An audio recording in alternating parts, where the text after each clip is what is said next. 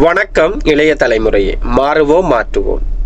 கடந்த காணொளியில் நாம் முன்னாள் ஜனாதிபதி சந்திரிகா அம்மையார் அவர்கள் வெளியிட்ட ஊழல் செய்திகளை பார்த்தோம். இன்று நாம் எமது ஜனாதிபதி அனுரகுமார திசாநாயக்கா அவர்கள் பதவியேற்று 2 வருட காலத்தில் இடம்பெற்ற ஊழல் நடவடிக்கையும் கைதுகளையும் பார்ப்போம். காணொளிக்குள் செல்லலாம், ஸ்கிப் பண்ணாம முழுமையா பாருங்க. அதிகார நாட்காலிகள் என்பவை உழைக்கும் மக்களின் வியர்வையில் நனைந்தவை. அவை சில சுயநலவாதிகள் சொத்துக்களை குவித்து வைப்பதற்கான இரும்பு பெட்டகம் அல்ல. இந்த ஒற்றை முழக்கம்தான் தசாப்த காலங்களாக இலங்கையை சீரழித்த குடும்ப அரசியலையும் ஊழல் சாம்ராஜ்யத்தையும் வேரோடு உலுக்கியது. 2024 ஆண்டு செப்டம்பரில் ஜனாதிபதி அனுரகுமார திசாநாயக்க தலைமையிலான புதிய அரசு அரியணை ஏறிய போது இந்த மண்ணின் ஏழை மக்கள், விவசாயிகள், அன்றாட கூலிகள் என ஒட்டுமொத்த தேசமும் நெஞ்சில் சுமந்திருந்த ஒரே ஒரு தாகம். நாட்டை சூறையாடிய திருடர்கள் கூண்டில் அடைக்கப்பட வேண்டும். கொள்ளையடிக்கப்பட்ட மக்கள் பணம் ஒவ்வொரு சதமும் மீட்கப்பட வேண்டும். பதவியேற்று இன்று வரையிலான காலப்பகுதியில் இந்த புதிய அரசு வரும் மேடை பேச்சுக்களோடு நின்றுவிட்டதா அல்லது நிஜமாகவே சிங்கத்தின் குகைக்குள் இறங்கி வேட்டையாடத் தொடங்கியுள்ளதா? லஞ்ச ஒழிப்பு ஆணைக்குழு, குற்றப்புலனாய்வு திணைக்களம் தங்களுக்கு வழங்கப்பட்ட சுதந்திரத்தை எப்படி கையாள்கின்றன? நாட்டை உலுக்கிய மெகா ஊழல்களின் கோர முகங்களை அக்குவேறு ஆணிவேராக தோலுரித்து காட்டுவதே இந்த அதிரடி தொடரின் நோக்கம். இதுவரை இடம்பெற்றுள்ள கைதுகளின் புள்ளி விவரங்களின் பின்னால் உள்ள பேரதிர்ச்சி, எத்தனை கைதுகள், எவ்வளவு மோசடி நடந்துள்ளன? ஊழலுக்கு எதிரான யுத்த பிரகடனம் செய்யப்படும் போதெல்லாம் பெரிய தலைகள் தப்பிவிடும், சிறிய மீன்கள் மட்டுமே வலையில் சிக்கும் என்ற ஒரு அவநம்பிக்கை மக்களிடம் இருந்தது. ஆனால் இந்த முறை ஆட்டம் வேறு விதமாக ஆரம்பமாகியிருக்கிறது. புதிய அரசு பொறுப்பேற்றதில் இருந்து இன்று வரை நாடு தழுவிய ரீதியில் நூற்றுக்கணக்கான கைதுகள் சத்தமில்லாமல் அரங்கேறியுள்ளன. கிராம மட்டத்தில் லஞ்ச அதிகாரிகள் முதல் பல்லாண்டு காலம் நாடாளுமன்ற கதிரைகளை அலங்கரித்த முன்னாள் அமைச்சர்கள், அவர்களின் வாரிசுகள், அரசாங்க கூட்டுத்தாபனங்களை சொந்த கம்பெனி போல நடத்திய முன்னாள் தலைவர்கள் என பல உயர்மட்ட திமிங்கலங்கள் இன்று சட்டத்தின் இரும்பு பிடிக்குள் சிக்கியுள்ளன. இங்கே சுருட்டப்பட்ட மக்கள் பணம் எவ்வளவு தெரியுமா? இது ஏதோ சில லட்சங்களோ அல்லது சில கோடிகளோ அல்ல, ஆயிரக்கணக்கான மில்லியன் ரூபாய்கள். சர்வதேச போதைப்பொருள் கடத்தல் மன்னனை சட்டத்தின் பிடியிலிருந்து தப்ப வைக்க வெறும் ஒரே ஒரு லஞ்ச வழக்கில் பேசப்பட்ட தொகை மட்டுமே 500 மில்லியன் ரூபாய், அதாவது 50 கோடி என்றால் கடந்த 30-40 ஆண்டுகளாக இந்த நாட்டின் கருவூலத்தை எப்படியெல்லாம் உறிஞ்சு குடித்திருப்பார்கள்? கற்பனை செய்து பாருங்கள் நண்பர்களே. இந்த தொகை மீட்கப்பட்டால் இந்த நாட்டின் ஒவ்வொரு ஏழை குடும்பத்தின் கடனும் அடைக்கப்பட்டிருக்கும் அல்லவா? குற்றச்சாட்டுகளின் முகமூடிகளில் ஊழலின் பல்வேறு வடிவங்கள். இந்த ஊழல் சாம்ராஜ்யம் என்பது ஒரே ஒரு முகத்தை கொண்டது அல்ல. அது சட்டத்தின் கண்களில் மண்ணை தூவுவதற்காக பல்வேறு கோர வடிவங்களை எடுத்திருந்தது. நமது இந்த தொடரில் நாம் ஒவ்வொரு குற்றச்சாட்டையும் தனித்தனியாக பிரித்து அதன் ஆணிவேரை தேடி பயணிக்கப் போகிறோம். தற்போதைய கைதுகள் மற்றும் அதிரடி விசாரணைகள் பிரதானமாக 4 பிரிவுகளாக நாம் பார்க்கலாம்.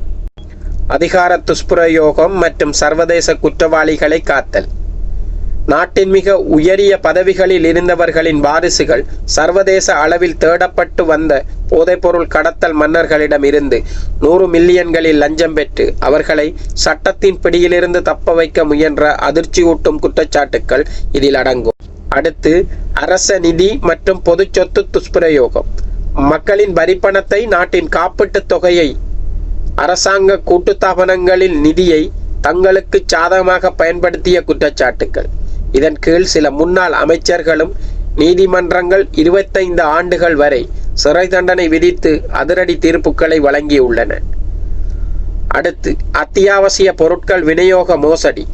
ஏழை மக்கள் பசியாறும் சதோச போன்ற பொது விநியோக அமைப்புகளின் நிர்வாக முறைகேடுகள் மற்றும் நிதி மோசடிகள் செய்த குற்றச்சாட்டுகள். அடுத்து பண மோசடி மற்றும் சொத்து குவிப்பு. கடந்த காலங்களில் தற்காலிகமாக மூடி மறைக்கப்பட்ட நாட்டின் மிக முக்கிய அரசியல் குடும்பங்களின் வாரிசுகளுக்கு எதிரான பண மோசடி, மணி லாண்டரிங் வழக்குகள் அடுத்ததாக ஒரு சுவாரஸ்யத்திற்காக இதனை ஒரு செய்யுள் வடிவில் நாம் பார்ப்போம். பசிப்பிணியால் மக்கள் இங்கு வாடி நிற்க பரம்பரைக்கே சொத்து சேர்த்தார் பாவி நெஞ்சர். கொழும்பு நகர் கோபுரத்து நிழலில் அமர்ந்து கொத்தடிமை போல் மக்களை நடத்தி கொன்றார். உழைப்பவனின் வியர்வை அங்கு இரத்தமாக உயர்தரத்து மதுவருந்தி கழித்த கூட்டம். பிழைப்பிற்கு வழியின்றி ஏழை அழுகையில் வெளிநாட்டு வங்கிகளை பணத்தை சேர்த்தார். வாரசு என்ற திமிரில் ஆடிய ஆட்டம் வாடி சிறையிருக்க வந்ததடா காலம்.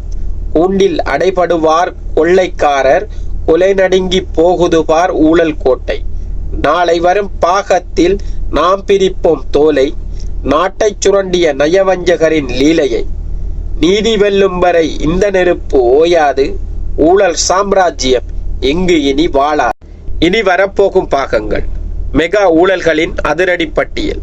இந்த முன்னுரை பார்வை என்பது எரியப்போகும் பெருநெருப்பின் ஒரு சிறு பொறி மட்டும்தான். நம் நாட்டை பிடித்திருந்த இந்த ஊழல் என்ற சாபக்கேட்டை பார்வையாளர்களாகிய நீங்கள் முழுமையாக புரிந்து கொள்ள வேண்டும் என்பதற்காக இந்த தொடரின் அடுத்தடுத்த பாகங்களில் ஒவ்வொரு பெரிய ஊழலையும் நாம் அக்குவேறு ஆணிவேராக அலசி ஆராயப் போகிறோம். முதலாவதாக 500 மில்லியன் லஞ்ச பேரம் ரகித ராஜபக்சவின் கைதின் பின்னணி.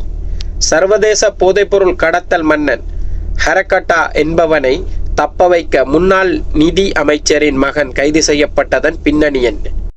இரண்டாவது, பெட்ரோலிய கூட்டுத்தாபனம் மற்றும் காப்புறுதி துறை ஊழல்கள்.